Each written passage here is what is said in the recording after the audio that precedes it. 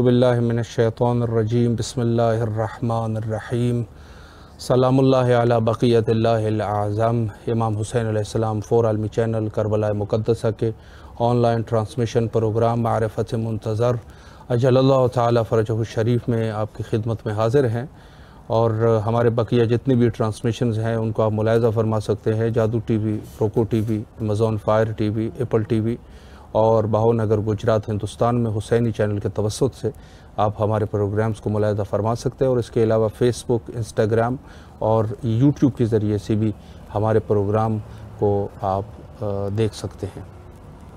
امام زمانہ علیہ السلام کے عنوان سے ہماری گفتگو کا سلسلہ جاری ہے، اور جیسے آپ کے علم میں ہے کہ اس پروگرام میں کوشش کی جا رہی ہے کہ جتنی بھی بحث ہے امام زمانہ علیہ السلام سے مربوط ان کے اوپر گفتگو کی جائے، اور علماء کو دعوت کر کے ان کی رائے لے سکے۔ تو آج کے ہمارے مہمان جو ہے وہ عالی جناب مولانا محمد جعفر خان ظہور صاحب ہے۔ انشاءاللہ العزیز کوشش کرتے ہیں کہ ان سے رابطہ کیا جائے اور انشاءاللہ گفتگو کو آگے بڑھایا جائے۔ تو یہ ایک ایسی چیز ہے کہ اولاً تو کبھی کبھار نیٹ کی وجہ سے تھوڑی سی خلل جو ہے وہ ایجاد ہو جاتی ہے، لیکن اس کے لیے ظاہر ہے کہ آپ کے تحمل کی ضرورت ہے۔ بہرحال مہمان ہمارا جو ہے وہ اس ٹائم ہمارے ساتھ موجود ہے، علی جناب مولانا محمد جعفر خان ظہور صاحب۔ انشاءاللہ العزیز بحث کو آگے بڑھاتے اور ان کے علم اور معلومات سے استفادہ کرتے ہیں۔ السلام علیکم ورحمۃ اللہ وبرکاتہ۔ وعلیکم السلام ورحمۃ اللہ وبرکاتہ۔ خیریت سے ہیں قبلہ انشاءاللہ؟ اور ناظرین کو بھی ہمارا سلام ہو۔ سلامت رہیے انشاءاللہ۔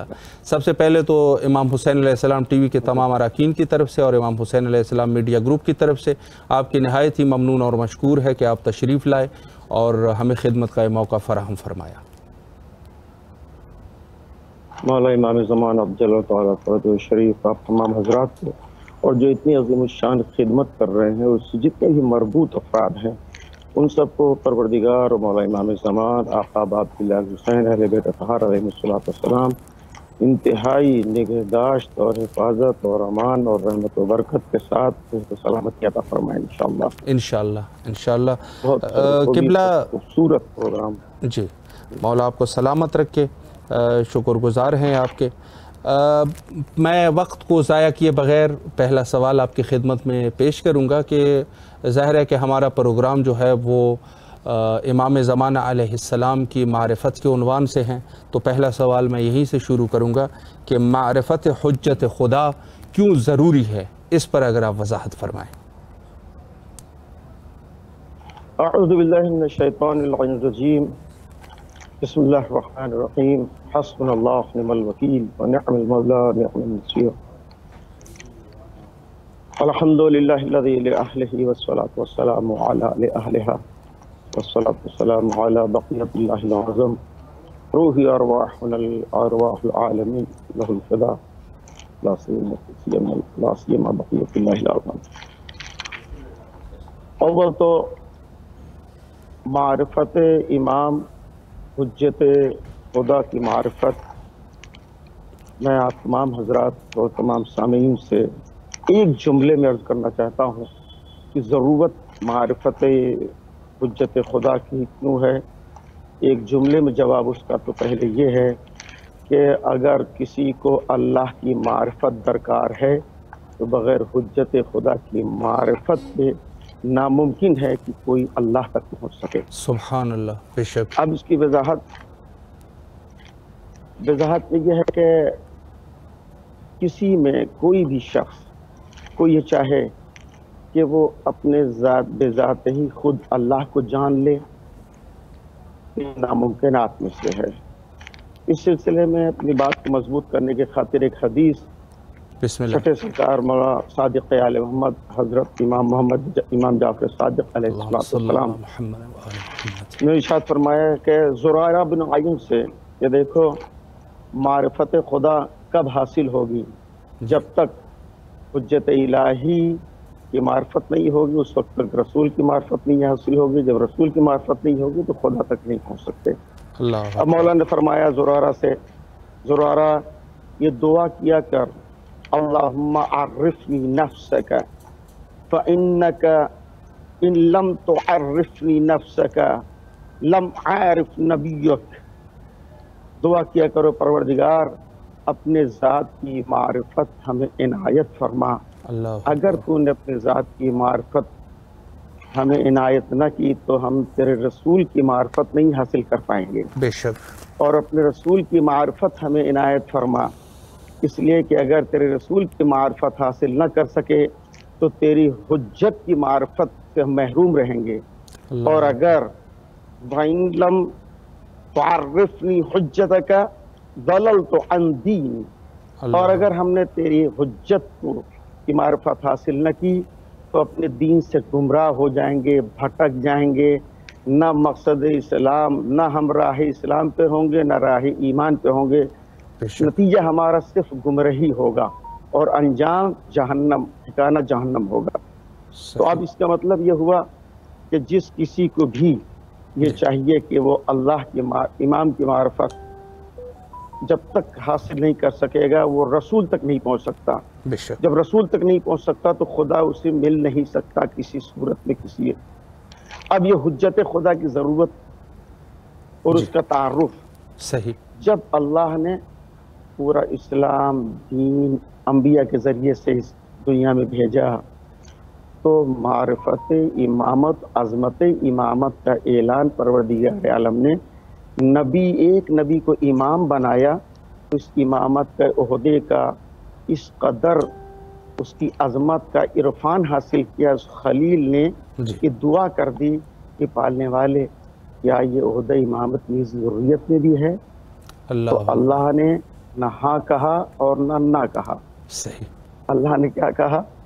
لا ینال احد الظالمین، یہ عہدہ امامت اللہ نے نہیں کہا کہ تمہاری ضروریت میں نہیں ہوگا، اللہ نے نہیں کہا ہاں تمہاری ضروریت میں یہ عہدہ ہوگا، جی، بلکہ اللہ نے کہا کہ یہ عہدہ ظالموں تک نہیں پہنچے گا۔ اللہ اکبر، اب یہی ایک درمیان کی چیز ہے کہ جس کسی کو بھی امام کوئی بھی مانے، قرآن مجید میں جیسے ہے ائمۃ یدعون الی النار ائمۃ یہدون بامرنا، امام وہ بھی ہیں جو ہدایت کرتے ہیں ہمارے امر کی، اور امام وہ بھی ہیں جو دعوت دیتے ہیں جہنم کی۔ اللہ تو ان میں اکبر، سب سے پہلی شناخت اور پہچان تو یہ کر لیں کہ ان میں امام ہے کون۔ اصلی امام وہ ہوگا جو سب سے پہلے تو ظالم نہیں ہوگا، وہ عادل ہوگا، نظام عدل کو قائم کرنے والا ہوگا، اللہ کی دلیل حجت برہان کے ساتھ وہ قائم کرے گا عدالت کو۔ اب یہ فرق ہے عامہ میں اور ہم میں۔ جو عامہ میں یہ ہے کہ کوئی بھی حاکم ہو، ظالم ہو، جابر ہو، اس کی اطاعت واجب ہے، جی، جبکہ یہ بات ٹکراتی ہے قرآن مجید سے۔ بے شک، قرآن مجید نے کہہ دیا کہ یہ عہدہ ظالموں تک نہیں جائے گا، اور ظلم کی چھوٹی سی ایک ہلکی سی مثال یہ ہے وَوَضْعُ الشَّيْءَ عَلَى غَيْرِ مَحِلِّهِ فَهُوَ ظُلْمٌ، اللہ ایک اکبر، کوئی ذرا سی شے، کوئی چھوٹی سی شے اس کی جگہ سے تاکہ دوسری جگہ رکھ دی جائے تو ظلم ہوتا ہے۔ اب اسی ظلم کی اور تعریف، سب سے بڑی تعریف ظلم کی کیا ہے جی، کہ جناب لقمان نے اپنے بچوں کو جمع کر کے کیا فرمایا تھا؟ صحیح، یا بنی یعظہ لا تشرک باللہ ان الشرک لظلم عظیم۔ اللہ اکبر، بے دیکھو شک، میرے لاڈ، اللہ کی ذات میں کسی کو شریک کرنا، اس لیے کہ شرک ظلم عظیم ہے۔ بے شک، تو جب ظلم عظیم شرک ہے تو اس کا مطلب ہوا کہ جس کسی کی زندگی میں ایک شمع برابر لمحے بھر کے لیے بھی شرک رہا ہوگا جی، وہ ظلم سے گزرا ہے۔ جو ظالم ہوگا وہ امام نہیں ہو سکتا۔ بے شک، امام کی سب سے بڑی شناخت اور پہچان یہ کہ وہ عادل ہوگا، وہ نظام عدل کو قائم کرے گا، نظام عدل کے قیام کی خاطر قربانیاں دینی پڑے گی تو قربانیاں دے گا، لیکن نظام عدل کو کیوں؟ اس لیے کہ عدالت اللہ کی صفت میں سے ہے۔ سبحان اللہ، وہ اللہ جو خود عادل ہے، اس وقت تک نظام توحید آگے بڑھ ہی نہیں سکتا جب تک کہ مسلمان اور مومنوں کے ذہن و دل و دماغ میں اللہ کی عدالت کا تصور نہ قائم ہو جائے۔ اور یہ اسی وقت ہوگا کہ جب اس کے نمائندے عدالت قائم کر کے دنیا کے سامنے بتائیں گے کہ یہ جلوہ عدالت الہی یہ ہے، اس سے سبحان اللہ، دیکھ کر کے لوگ اللہ تک پہنچیں گے۔ بے شک، اس لیے لازم ضروری ہے کہ حجت خدا کو ایمان لانا، حجت خدا کو تلاش کرنا، حجت خدا کی معرفت حاصل کرنا، جب تک حجت خدا تک نہیں پہنچیں گے نہ رسول کی معرفت حاصل ہو سکتی ہے نہ اللہ کی معرفت ہو سکتی ہے۔ بے شک بے شک۔ اگلا سوال قبلہ آپ کی خدمت میں عرض کروں کہ معرفت کے عنوان سے بڑی اچھی گفتگو آپ نے فرمائی۔ معرفت شاید بہت سارے مومنین کے ذہنوں میں یہ سوال ہو سکتا ہے کہ معرفت امام یعنی فقط اگر ہم امام کا نام جان لیں، امام کی ولدیت کے بارے میں جان لیں، مثلا امام حسن عسکری علیہ السلام کا فرزند ہے، تو کیا یہ مشخصات جو ہے یہ معرفت کے لیے کافی ہے، یا معرفت جو ہے اس سے بالاتر کوئی چیز ہے؟ اس پر بھی اگر ایک وضاحت ہو جائے۔ بہت عمدہ، الحمدللہ، خدا سلامت رکھے آپ کو۔ معرفت جیسے ہم اللہ کو صرف اللہ جان لیں جی بس کافی، اللہ خالق ہے، مالک ہے، جی، لیکن یہ کہ جب تک ہم اللہ کے تمام صفات کو قادر مطلق ہے اور اسی نے خلق کیا، مقصد تخلیق ہمارا کیا ہے، صحیح، ہمیں کیوں پیدا کیا اس نے، ہمارا مقصد تخلیق کیا، عبث ہے، کھیلے کودے کھائے پیے مر جائیں، جب تک کہ ہم مقصد تخلیق کو نہ سمجھیں۔ جب مقصد تخلیق کو سمجھیں گے تو اللہ کو سمجھیں گے، اس کی معرفت حاصل کریں گے۔ اسی طریقے سے ہم صرف امام کا نام جان لیں، ان کی ولدیت جان لیں، ان کے والدہ کا نام جان لیں، ان کے حسب نسب کو جان لیں، بس اتنا ہی ناکافی ہے، اس سے معرفت نہیں حاصل ہو سکتی۔ اتنا تو یہ ہے کہ اس سے امام کا نام جان سکتے ہیں، ان کا خاندان جان سکتے ہیں، لیکن نام خاندان جاننا ناکافی ہے۔ کیوں؟ اس لیے کہ جس امامت کے تعارف کی خاطر پروردگار عالم نے انبیاء میں پہلے وہ صفتیں بیان کی، انبیاء کے ساتھ واقعات اللہ نے وقوع پذیر کرائے تاکہ اس کو دیکھ کر کے لوگوں کے ذہن و دماغ اس طرف ملتفت ہوں، تاکہ جب ایسا وقت آئے کہ اس کو قبول کرنے میں تعامل نہ کریں۔ مثلا جناب عیسیٰ کے 3 دن کی عمر میں کلام کرانا اور قرآن مجید میں اس کا ذکر کرنا، صحیح، اس ذکر کو تلاوت کو کرنے، مسلمان تلاوت کرتے کرتے اپنے ذہن و دل و دماغ جب اس کا عادی بنائے، اس لیے پہلے قرآن میں آیت نازل ہوئی جس سے ذہن و دل و دماغ کو مانوس کرے، جب بھی قرآن پڑھیں تب جب قیامت تک جب ذکر ولادت امیر المومنین علیہ السلام ہو اور یہ بات آئے کہ مولا امیر المومنین علیہ السلام نے 3 دن کی عمر میں صحف ہائے آسمانی کی تلاوت کی تھی، تو اس کو قبول کرنے میں تعامل نہ ہو، لوگ پہچانے کہ جس طریقے سے یہ حضرت عیسیٰ کلام کیے تھے، یہ حضرت عیسیٰ مقدمہ ہے معرفت امامت کی، سبحان اس اللہ، لیے انہوں نے 3 دن کو میں کلام کیا، عیسیٰ کو جانو، علی علیہ السلام کو پہچانو۔ سبحان تو یہاں پہچاننے کی بات ہے، جاننے کی بات نہیں ہے۔ بے شک، اسی طریقے سے ہر معصوم، ہمارے 12 امام معصومین علیہ 12 امام ہیں جن کو اللہ کے نبی نے بعنوان امانت غدیر خم کے خطبے میں، طویل ترین خطبے میں اللہ کے نبی نے ارشاد فرمایا امت سے کہ میں بعنوان امانت کے 12 امام تمہارے درمیان چھوڑے جا رہا ہوں جو صبح قیامت تک رہیں گے۔ صحیح، تعداد 12 بتائی اور سبحان مدت اللہ، اتنی طولانی بتائی جس کی کوئی انتہا نہیں، بے شک، لیکن اللہ کے نبی نے صرف اسی لیے کہ ان 12 کو جانو اور پہچانو کہ وہ کون سی ایسی ذوات و شخصیات ہیں کہ تعداد تو 12 ہے لیکن مدت حیات صبح قیامت ہے، تو اب ان میں تلاش کریں، پہچانیں اور جانیں کہ ان کی عظمت کیا ہے، ان کی حیثیت کیا، ان کی کرامت کیا ہے، وہ کن صفات کے حامل ہوں گے۔ جیسے گزشتہ انبیاء ہیں، جناب لقمان کو اللہ نے 4000 سال عمر دی، ان کے نام کا سورہ اللہ نے نازل کیا قرآن مجید میں، بے شک، 4000 سال عمر دی۔ ابھی تو ہمارے امام علیہ السلام کو 1200 سال عمر تقریباً ہونے جا رہی ہے، 13 سال کم، ٹھیک ہے، لیکن اب اس میں شک و تردد و تعجب کریں اگر، تو پھر اس کا مطلب قرآن مجید پر اللہ پر یقین نہیں ہے۔ صحیح، تو اب ان سب تمام چیزوں کے جمع جہاد، پہلے ہم امام علیہ السلام کو تمام ائمہ کی معرفت حاصل کریں، انہوں نے ہمارے لیے کیا ارشاد فرمایا، ہمارے پیدا ہونے سے لے کر کے، پیدا ہونے سے پہلے سے لے کر کے مرنے کے بعد تک، جاکنی سے لے کر کے روح نکلنے تک، روح نکلنے سے لے کر کے قبر تک، قبر سے برزخ تک، برزخ سے محشر تک، ایک ایک لمحے کی خبر انہوں نے دی ہے، تو وہ کس بلندی پہ ہوں گے، کس عظمت کی بلندی پر. اب ایسے رہبران برحق کو صرف نام جاننا یہ ایمان کی دلیل نہیں ہے جب تک ہم ان کی پوری طریقے سے معرفت حاصل کرنے کی کوشش نہ کریں. بے شک بے شک. جی قبلہ، بہت اچھے طریقے سے آپ نے وضاحت فرمائی اور اس چیز کو بالکل عام فہم الفاظ میں آپ نے وضاحت فرمائی، دلیل بھی قائم کر دی.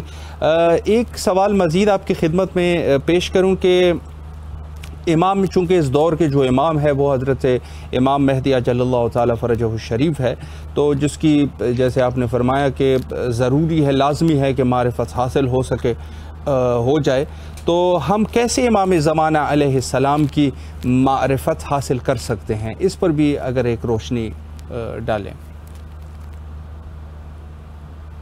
امام علیہ السلام کی معرفت حاصل کرنے کی خاطر جی اب بہت معصومین علیہ السلام نے ارشادات فرمائے ہیں. اب آپ ہر چھوٹی سی بات سے شروع کر رہا ہوں، جی بسم اللہ. حالانکہ بڑی بات بہت بڑی ہے. جی بسم اللہ. کہ آج روز صبح جب بھی اٹھیں آپ تو السلام علیکہ یا صاحب الزمان. جی اب آپ مولا کی ضمانت میں، دن بھر آپ کی مولا کی ضمانت میں ہیں. جی یہ آپ کی صبح ہوئی، مولا کو سلام کرتے. بے اب شک. مولا کو سلام کیا تو اب یہ معلوم ہے، ہم آپ کو جب معلوم ہے، طالب علموں کو ہمارا شمار طالب علموں میں ہو جائے، یہ ہمارے لیے بہت بڑا شرف ہے، بے شک. جبکہ یہ دعا ہے ہماری. تو جب ہم کو یہ بات معلوم ہے کہ سلام کا جواب واجب ہے، جی تو اگر اپنے امام کو صبح اٹھ کر کے سلام کریں سبحان تو ان کے اللہ. سلام کا جو جواب ہوگا وہ ہمارے حق میں کس قدر دعائیہ ہوگا. بے شک. یہیں سے ہماری زندگی کی صبح جو ہوگی جی وہ اتنی سلیقے کی ہوگی کہ انشاءاللہ مذہبی امور کی طرف ہماری روحانیت جو ہے کھنچتی چلی جائے گی. بے شک. اب امام علیہ السلام مثلا غیب میں ہیں اور ان کے وجود کی برکت کو حاصل کرنا، اس کی خاطر جب بھی آپ کو امام یاد آئیں یا جب بھی آپ صلوات پڑھیں، اللہم صلی علی محمد و آل محمد وعجل فرجہم، جیسے یہ آپ نے کہا آپ کا دل ضمیر ملتفت ہوا مولا امام علیہ السلام کی طرف. بے شک. ایک چیز. دوسری چیز ہے کہ آپ صبح اٹھ کر کے، معصوم نے فرمایا کہ نماز فجر کے بعد دعائے عہد پڑھیں. جی دعائے عہد پڑھنے والے کے چھٹے سرکار نے وعدہ لیا کہ اس وقت اس موت نہیں آ جائے گی جب تک کہ وہ ہمارے قائم کو نہ دیکھ لے گا، سبحان اور اللہ. اگر مر جائے گا تو جب ظہور فرمائیں گے تو اسے قبر سے زندہ کریں گے، اللہ اپنے ساتھیوں میں اسے اپنے لشکر میں شامل کریں گے. بے شک. تو اب اگر یہ معرفت مولا کی حاصل کرنا ہے تو دعائے عہد، ہر جمعے کو اور ہر عید میں دعائے ندبہ کی تلاوت. یہ کیوں کہا؟ جس وقت دعائے ندبہ کی تلاوت کرنے والا اپنے امام کو امام ماننے والا تلاوت کرنے کے لیے بیٹھے اور اس کو روحانیت کو حاصل کرے، صرف یہ سوچ کے کوئی بھی محب اہل بیت، کوئی بھی عزادار آقا ابا عبداللہ الحسین علیہ السلام جس کے دل میں آگ لگی ہوئی ہے مولا کی مظلومانہ شہادت کی، اور اس کے دل میں خواہش ہے کہ میرے مولا کے خون کا انتقام ہو، تو وہ دعائے ندبہ ایک دن ہفتے میں نہ پڑھے، وہ روز جو ہے دعائے ندبہ کی تلاوت کرے، اور اپنے امام علیہ السلام کے ظہور کی جب دعا کرنے کے لیے ہاتھ اٹھائے گا، ادھر اس کے لب آغا بہجت عارف ہیں، انہوں نے فرمایا ادھر تمہارے لب ہلنے سے پہلے مولا کو خبر ہو جاتی ہے کہ کیا تم دعا کرنے والے ہو. تمہارے دل میں پیدا ہونے والے جذبات جو اہل بیت علیہ السلام اللہ سبحانہ و تبارک و تعالی اور حقانیت کی راہ میں جو بھی تمہارے دل میں جذبات پیدا ہوتے ہیں وہ امام علیہ السلام سے آشنا ہوتے ہیں. بے شک. جو تمہاری بصارتیں جن نیک چیزوں کو دیکھنا چاہتی ہیں تمہارے حق میں دعا ہوتی ہیں. تمہاری دعائیں زمین پر ہر ہونے والی دعا جس کے واسطہ اہل بیت طاہرہ علیہ السلام کو بنایا جاتا ہے، ان دعاؤں کو اللہ تک پہنچانے والے یہی حجت الہی مولا امام زمانہ عجل تعالیٰ فرجہ الشریف، ہر زمانے کی حجت، ہر مومن کی دعاؤں کو ارفع و بلند کرنے کے ذریعہ وہی ہیں. بے تب شک. امام زمان عجل اللہ تعالیٰ فرجہ الشریف ان پر یقین، ایمان. میں ایک چھوٹی سی دنیاوی مثال دے دوں بسم اللہ. تو بہت ساری بات واضح ہو جائے گی ہمارے بسم اللہ. چھوٹے بچوں جوانوں کے سننے والوں کے لیے، کہ مثلا اگر کسی تقریر میں، خطبے میں، مجلس میں یہ بات کہتے ہیں کہ امام علیہ السلام ہمیں دیکھ رہے ہیں، ہم جس حال میں بھی ہیں، جہاں بھی ہیں، جو قدم اٹھا رہے ہیں، جو ہاتھ اٹھا رہے ہیں، جو زبان سے نکال رہے ہیں، جہاں چل رہے ہیں، اٹھ رہے ہیں، بیٹھ رہے ہیں، سب امام علیہ السلام کی نظر میں ہے. جس وقت تصور یہ پیدا ہو جائے تمہارے کہ امام علیہ السلام دیکھ رہے ہیں تو ہر غلط اٹھتا ہوا قدم تھم جائے گا، ہر غلط ظلم کے لیے اٹھنے والا ہاتھ رک جائے گا، حرام کھانے والا لقمہ چھوٹ جائے گا۔ جس وقت یہ تصور پیدا ہو جائے کہ امام علیہ السلام دیکھ رہے ہیں، کسی کی نصیحت کی ضرورت نہیں ہے، یہ تصور ہی ہمارے لیے سب سے بڑا نافع ہے۔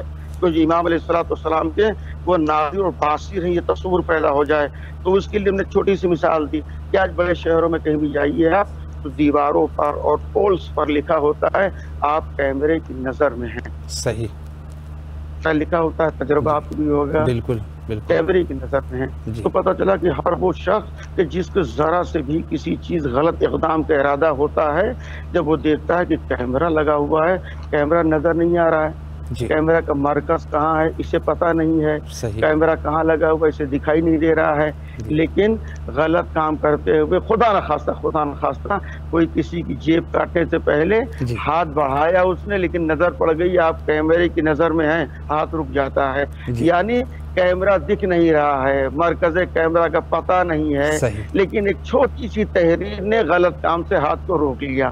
تو بس صرف ایک چیز یہی، اور یقیناً ہے، یقین ہے، مومنین کا ایمان ہے۔ اگر ایمان اور یقین و ایقان نہ ہوتا کہ جتنے بھی مسجدیں آباد ہیں، جو عزاخانے پر رونق ہیں، جو عزاداریاں ہیں، جو عبادات ہیں، جو تلاوت ہیں، جو روزے اور حج کا قیام ہے، یہ زیارتوں کے علاوہ لبیک یا حسین کے نعرے ہیں، یہ صرف اسی برکت سے ہے کہ ان سب کو معلوم ہے۔ کیوں؟ اس لیے کہ لولا حجت لساقت الارض بأہلہا، اگر زمین پہ اللہ کی کوئی حجت نہ ہوتی تو زمین پہ بسنے والے ہر ایک تباہ ہو چکے تھے۔ بے شک بے شک بے شک۔ جی قبلہ، بہت اچھے طریقے سے آپ نے وضاحت کری۔ ایک آخری سوال آپ کی خدمت میں پیش کروں اور آپ کے زحمات تمام۔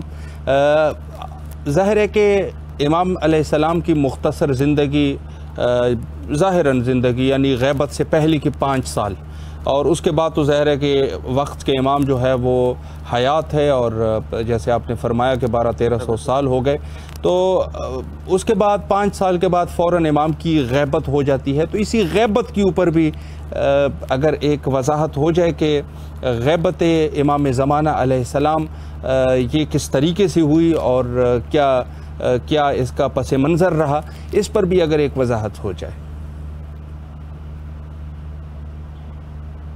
جب دنیا کے لوگ کفران نعمت پر آمادہ ہو جاتے ہیں تو اللہ ان سے اپنی نعمتیں اٹھا لیتا ہے۔ بے شک۔ وہ یہ کہ اللہ نے کائنات کی عظیم الشان نعمتیں جنہیں اپنے انوار سے، اپنے نور سے خلق کیا تھا، دنیا نے ان کی قدر و قیمت نہ جانی۔ 11 امام علیہ السلام، 11 تعداد تھوڑی نہیں ہوتی، 11 حجتیں زمین پہ آئیں، اور وہ سب کے سب انسانیت کے ایک شمع برابر، کوئی ایک دشمن بھی یہ کہنے کے لیے نہیں کہ انہوں نے کسی کے اوپر کہیں ظلم کیا ہو۔ حد یہ ہے قید، زندان، مصیبت، اذیت، ہتھکڑیاں، بیڑیاں، اس کے بعد بھی اللہ اور اللہ کے قانون کی ہدایت کی خاطر ہر لمحہ آمادہ پہ کر رہے۔ لیکن ہوا کیا؟ نتیجہ کیا نکلا؟ جو دنیا پر ظالم تھے اور جنہوں نے اسلام کو ہی اپنی اقتدار کا زینہ بنایا اور انہوں نے ملوکیت میں تبدیل کر کے وہ اقتدار پہ آ گئے، تو انہیں یہ یقین ہوا کہ ہم حکومت کو حاصل کر سکتے ہیں لیکن دلوں پر راج نہیں کر سکتے، دلوں پہ ہماری حکومت نہیں ہو سکتی۔ دلوں پہ حکومت انہی کی ہے کہ جن سے لوگ رات میں، دن میں، جب بھی موقع مل رہا ہے، رقیے کے ذریعے سے، دوسرے ذرائع سے اپنی خواہشات، اپنی معلومات، اپنے علم اضافہ، حدیثیں، روایتیں، ہدایتیں، ساری چیزیں معصومین علیہ السلام سے دیتے رہے۔ لیکن خدا نابود کرے بغض و حسد و کینہ کو۔ اس بغض و حسد و کینہ نے اہل بیت طاہر ائمہ ہدی علیہ السلام کے دشمنوں نے ان کو اس طریقے سے رہنے نہ دیا، اور 11 نعمتیں، عظیم نعمت الہیہ کے اقرار نہ کر کے ان کو شہید کر کے دنیا والوں نے توہین کی۔ اللہ نے اپنی اس آخری حجت کو پردہ غیب میں رکھ کر کے اپنی غیبت کے ثبوت کی خاطر کہ دیکھو میں غائب ہوں تو اس کا ثبوت یہ بھی لو کہ تم نے دی ہی نعمتوں کی قدر نہیں کی، تو میں نعمت کو رکھوں گا اور اس کا فیض بھی دنیا اٹھائے گی، لیکن اب تم اسے نہیں دیکھ سکتے، وہ ہماری نعمت تم سب کو دیکھتی رہے گی۔ آج یہی ہے، امام علیہ السلام 5 سال کے سینے مبارک سے غیبت صغرا میں تشریف لے گئے، 69 سال تک غیبت صغرا میں رہے، اور اپنے آپ کے 4 نوابین جن کے ذریعے سے عوام کی ہدایت، ضروریات، ان کے تمام احتیاج کے، ان کی ہر خواہش کو پوری کرتے رہے۔ اب آخر میں امام علیہ السلام نے فرمایا کہ دیکھو اب ہمارا کوئی مخصوص نائب نہیں ہوگا، اب جو بھی نائب ہوں گے وہ غیر مخصوص ہوں گے، یہ میری طرف سے وہ معین غیر معین ہوں گے، اور وہ ہوں گے علماء۔ اب جس کسی کو بھی دین کو سیکھنے کی، سمجھنے کی، فکر کی، ادراک کی ضرورت ہو، وہ علماء کی طرف رجوع فرمائے۔ اس لیے جب نائب تھے تو ایک وقت میں ایک نائب ویسے جیسے ایک وقت میں امام، لیکن اس وقت کیا تھا کہ امام کے معین کردہ، امام اللہ کے معین کردہ، اور امام نے اپنے 4 نائب معین فرمائے۔ اس کے بعد آخری نائب حسین بن روح سے کہہ دیا انہوں نے، سمری سے کہہ دیا انہوں نے مولانا نے کہ اب اس کے بعد غیر معین نواب ہوں گے، وہ سب علماء ہوں گے۔ ایک وقت میں کئی ایک علماء ہو سکتے ہیں، اس لیے آج جس کو جہاں تک جیسے رسائی ہے جس علماء تک، عالم تک، اس لیے عالم کی تقلید نہیں کہا ہے، عالم کی تقلید کہا ہے، جو اپنے زمانے میں سب سے زیادہ علم کا حامل ہو۔ کیوں؟ اس لیے کہ علوم اہل بیت اطہار، علوم الہیہ، علوم قرآن، علوم احادیث، یہ ہر ایک کے بس کی بات نہیں ہے، اس لیے احتیاط ضرورت ہے۔ ہم میں اتنی صلاحیت نہیں ہے کہ ہم اپنے مسائل کا حل قرآن اور حدیث سے نکال سکیں۔ اس کا یہ کام صرف ان علماء کا ہے جنہوں نے جانے کتنی عمر گزار دی ہے اس کے حصول کی خاطر، قرآن فہمی اور حدیثوں کے علم رجال پر پرکھ کر کے، قرآن سے مرتبط کر کے نتیجہ نکالنے کے خاطر اتنی زحمتیں اٹھائی ہیں۔ تو ہمارے لیے صرف ایک زحمت ہے کہ ہم ان کی طرف رجوع فرمائیں، اسی رجوع کرنے کو تقلید کہتے ہیں۔ اور یہ وہ لوگ ہیں کہ جو ہماری روح کو اس طرح سے آمادہ کرتے ہیں کہ ہم امام کی معرفت حاصل کر سکیں۔ تقلید نہ کرنے کا نقصان ہی ہے سب سے بڑا کہ ہماری روح کو جلا نہیں حاصل ہوگی، روح کو جلا حاصل ہوتی ہے جب ہم کسی ایک کے کہنے پر دین و شریعت پر عمل کر کے اپنے آپ میں جلا پیدا کریں گے، تب معرفت حاصل ہوگی امام علیہ السلام کی۔ جب امام کی معرفت حاصل ہوگی تب ہم نبی کو پہچانیں گے۔ امام کون ہوگا؟ جو کائنات کا عالم ہوگا۔ تو جن کے پاس امام نہیں ہے ان کا نبی آج بھی بے پڑھا لکھا ہے، جن کے پاس امام ہے تو وہ اس بات کو ثبوت ہے، جن کے نائب اتنے بڑے عالم ہیں تو ان کا منیب کتنا عظیم الشان ہوگا۔ اس لیے امیر المومنین علیہ السلام نے حیات پیغمبر اکرم میں نے ارشاد فرمایا کہ سلونی، اس لیے کہ جب اپنے سے بڑا کوئی عالم ہوتا ہے تو اس کے سامنے زبان نہیں کھولی جاتی۔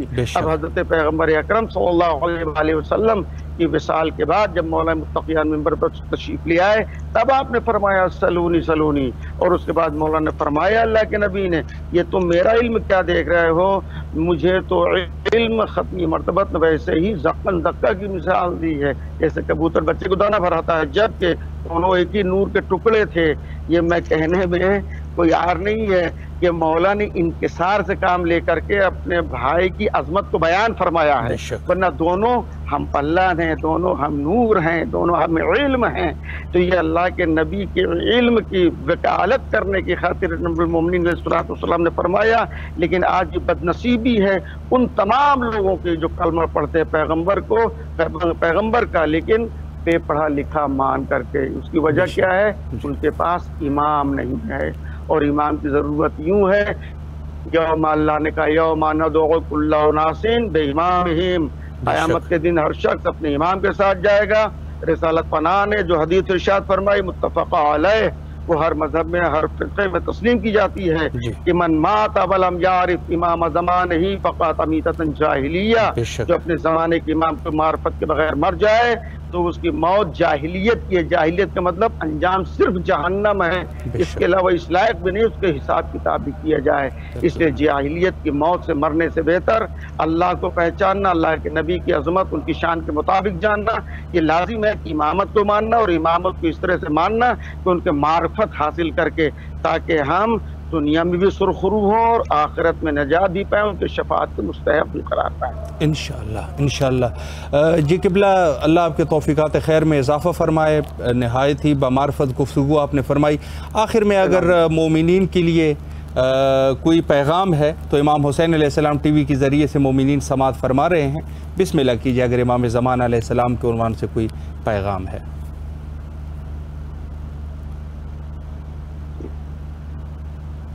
میں نے ایک حدیث کی تلاوت کا شرف حاصل کیا، من مات ولم یعرف، اس بات کو تمام مومنین پوری دنیا کے جہاں بھی مجھ سمیت ہم سب کو ہر لمحہ جب مولا امام زمان علیہ السلام یاد ہے ان کو یاد کرنا، ہر نماز میں اپنی دعاؤں میں خود مولا نے ہم سے تقاضا کیا ہے کہ ہمارے ظہور کے لیے دعائیں کیا کرو۔ تو جب مومنین مولا کے ظہور کے لیے دعا کرتے ہیں تو مولا اس مومن کے حق میں دعا کرتے ہیں۔ اگر آپ چاہتے ہیں کہ اپنے لیے مولا آپ کے لیے دعا کریں تو مولا کے ظہور کی تعجیل کے لیے زیادہ سے زیادہ اور دن بھر میں کم سے کم اپنی نمازوں میں، اپنی دعاؤں میں مولا کے ظہور کو ضرور شامل کریں، مولا کے ظہور کی دعا کے لیے، تاکہ مولا کے دعا کے مستحق بن سکیں۔ اس لیے کہ مولا کے سر بہت بڑی بڑی ذمہ داریاں ہیں۔ ہم نے صرف یہ نہیں ہے کہ صرف امام علیہ السلام ظہور فرمائیں گے، دنیا کے ظلم و جور سے ختم کر کے ظلم و جور کو عدل کا نظام قائم کریں گے، بہت سارے داغ ہیں۔ جناب زہرا صلوات اللہ علیہ کا داغ ہے، امام حسن مجتبی علیہ السلام کا داغ ہے، مولا اہل بیت علیہ السلام کا، مولا مظلوم امام حسین علیہ السلام۔ حد ہے کتنی علامتیں مولا کے ساتھ ہمارے ہیں کہ جو ہر لمحہ کربلا کا مرثیہ پڑھتی رہتی ہیں۔ اس میں پرچم مولا غازی ابو الفضل عباس علیہ السلام، ذوالفقار ہے، جو ذوالفقار مسلح پہ پلٹ جاتی ہے، امام ہاتھ رکھتے ہیں تو وہ ذوالفقار کہتی ہے مولا صبر کیسے کروں، اس لیے کہ آپ کی جدت مجھے صاف کرتی تھی تو کہتی جاتی تھی کربلا میں میرے حسین کی نصرت میں کوتاہی نہ کرنا، لیکن آقا مجھے نہیں معلوم تھا میرے ذریعے سے ششماہے کی قبر بنائی جائے گی۔ اتنے ایسا نہیں ہے، ہم تو جب مجلسیں ہوتی ہیں تب مصائب میں روتے ہیں، ہمارے مولا کے ساتھ تو ہر دم تبرکات مصائب موجود ہیں، ہر وقت روتے رہتے ہیں۔ اس لیے تمام مومنین سے التماس گزارش، پوری دنیا کے شیان جہان ائمہ ہدی علیہ السلام پر ایمان رکھنے والے، مولا امام کے وجود پر ایمان رکھنے والوں سے التماس گزارش ہے، اپنی ہر دعا میں سب سے دعا سے پہلی دعا مولا امام علیہ السلام کے ظہور کی تعجیل کی دعا ضرور فرمائے۔ اللہ تمام مومنین کی توفیقات اضافہ فرمائے۔ مولا آقا امام زمان عجل اللہ تعالیٰ فرجہ الشریف کے وجود ذی جود سے تمام مومنین کو سربلندی عطا فرمائے، اور پوری دنیا میں جہاں کہیں بھی مومنین آباد ہیں ان سب کی جان، مال، عزت، آبرو کی تحفظ عطا فرمائے، اور یہ بالا جو سے پھیلی ہوئی جس کی وجہ سے بڑی قانون پابندیاں ہیں، ان بالا کو پروردگار مولا مظلوم کے خون ناحق کے صدقے میں جلد سے جلد ایسے دور فرما کہ زیارت کربلا کی راہیں آسان ہو جائیں۔ مومنین تڑپ رہے ہیں، کتنے تڑپ کے انتظار کرتے کرتے مر جا رہے ہیں، بس پروردگار وہ حالات جلد سے جلد سے ہو جائیں کہ کم سے کم 40 آقا ابا عبداللہ الحسین علیہ السلام تو کربلا مولا میں کر لیں انشاءاللہ۔ وآخر دعوانا الحمدللہ رب العالمین۔ قبلہ اللہ آپ کے توفیقات خیر میں اضافہ فرمائے، نہایت ہی عمدہ گفتگو آپ نے فرمائی، اور ایک دفعہ پھر بھی امام حسین علیہ السلام ٹی وی کے تمام اراکین کی طرف سے اور امام حسین علیہ السلام میڈیا گروپ کی طرف سے آپ کی نہایت ہی ممنون اور مشکور ہے کہ آپ نے اپنے قیمتی اوقات میں سے وقت نکال کے ہمیں خدمت کا موقع فراہم فرمایا، اور نہایت ہی مہم اور نہایت ہی ضروری مطالب کی طرف آپ نے اشارہ فرمایا۔ نہایت آپ کے شکر گزار ہیں، انہی کلمات کے ساتھ آپ سے التماس سے دعا کرتے ہیں۔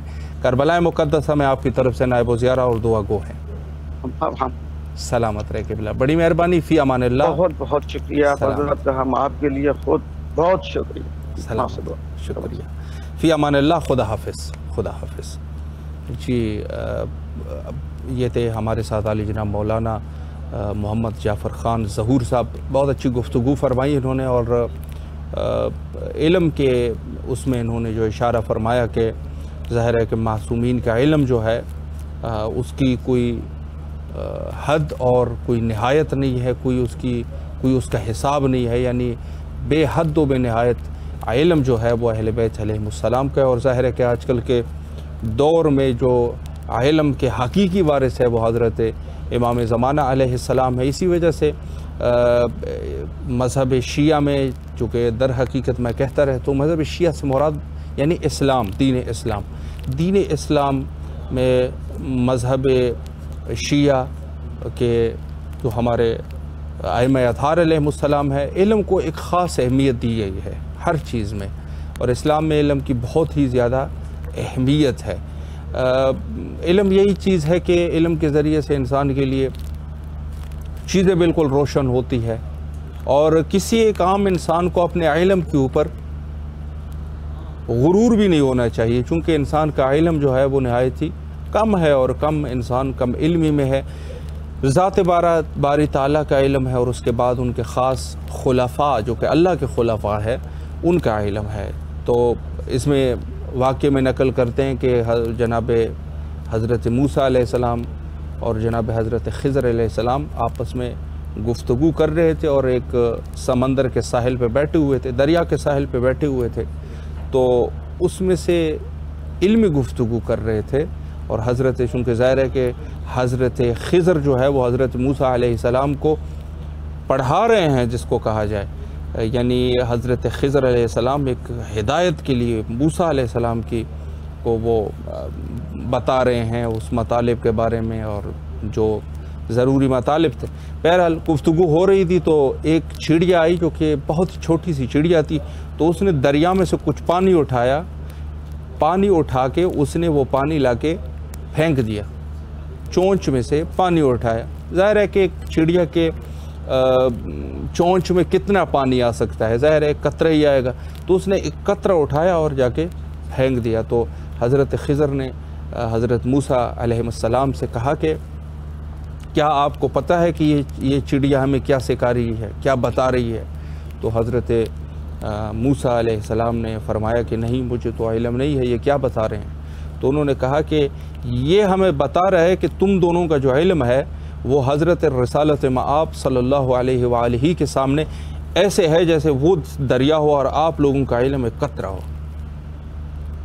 یعنی محمد و آل محمد علیہ السلام کے سامنے تم لوگوں کا علم ایسے ہیں کہ جیسے یہ ایک قطرہ ہے۔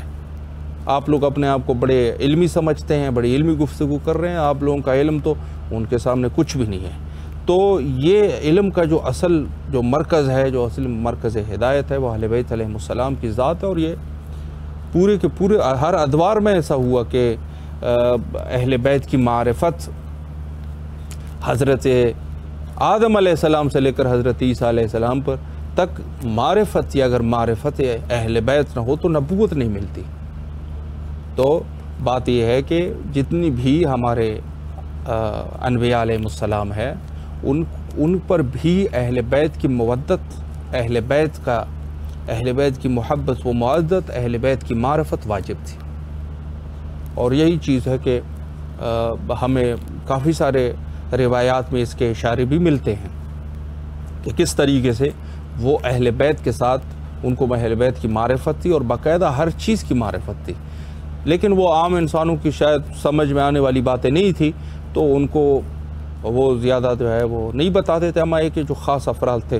تو لیکن یہ ہے کہ اس میں خاص چیز یہ ہے کہ اہل بیت کی معرفت ہر نبی کو تھی، اگر کوئی اہل بیت کی، چونکہ نبوت کو کس لیے بھیجا گیا؟ جب معراج پہ رسول اللہ پہنچے تھے تو وہاں وحی الہی نازل ہوئی اور فرمایا کہ ان سے پوچھیں، یا انبیاء سے پوچھیں، چونکہ ظاہر انبیاء جو ہے وہ رسول اللہ کے استقبال کے لیے آئے ہوئے تھے، تو انہوں نے پوچھا کہ ان سے آپ پوچھیں کہ کس چیز پر اللہ سبحانہ و تعالیٰ نے آپ لوگوں کو مبعوث فرمایا تھا؟ تو انہوں نے رسالت مآب صلی اللہ علیہ وآلہ نے بالکل اسی طریقے سے کہا کہ کس چیز پہ تم لوگوں کو مبعوث کیا گیا تھا؟ تو انہوں نے بیک زبان یہ کلمات ادا کیے، فرمایا کہ بے نبوت و بے ولایت علی ابن ابی طالب علیہ السلام، فرمایا تیری نبوت کے لیے اور علی حضرت امیر المومنین علیہ السلام کی ولایت پہ ہم لوگوں کو مبعوث کیا گیا۔ یعنی مبعوث یعنی پیغمبروں کو بھیجنے کا مقصد یہی ہے، معرفت اہل بیت، چونکہ معرفت اہل بیت ہی معرفت اللہ ہے، اور اس میں کوئی شک نہیں ہے۔ تو یہ سب نکات ہمارے لیے قابل غور ہونے چاہیے، اور ظاہر ہے کہ آج کے جو وقت کے امام ہے حضرت امام زمانہ علیہ السلام، وہ بھی یہی معرفت ہے، اس کی معرفت بھی یہی معرفت ہے، اور اس کی معرفت ہر انسان کے اوپر واجب ہے۔ اور یہ حدیث بار بار خطبہ کو جب ہم دعوت کر رہے ہیں، وہ کہتے ہیں من مات ولم یعرف امام زمانہ مات میتۃ جاہلیہ، بہت دفعہ یہ خطبہ اسی پروگرام میں یہ کر چکے ہیں. یہ بہت بڑا مطلب ہے, ایک بہت بڑا جملہ ہے. جس نے امام کی معرفت حاصل نہیں کی اس کی موت جہالت کی موت ہے. تو یقیناً قرآن مجید میں 8 قسم کے لوگوں پر لعنت کی گئی ہے. اس میں سے کفار ہے, مشرکین ہے, اور دوسرے جھوٹے لوگ ہیں, ظلم کرنے والے لوگ ہیں.